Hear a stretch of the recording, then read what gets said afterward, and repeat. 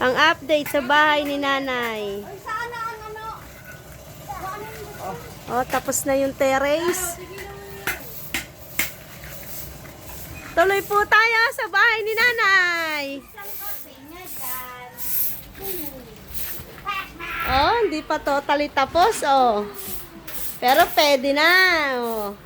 Nilagay na rin ang kanyang sopa na second hand. Akyat po tayo sa bagong hagdanan ni nanay.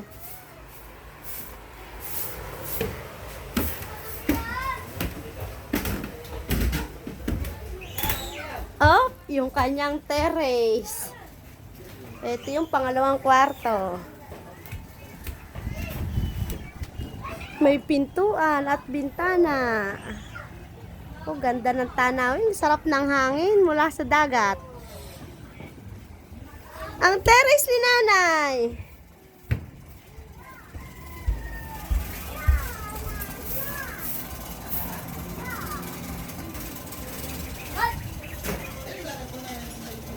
Sarap ng hangin.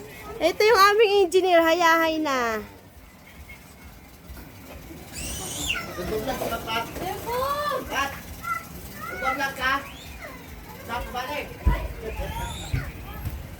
Daming saging.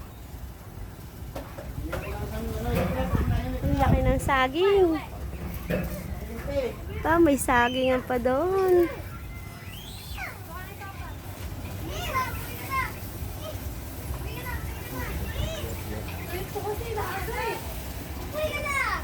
Sarap ng hangin sa taas ng bahay ni nanay.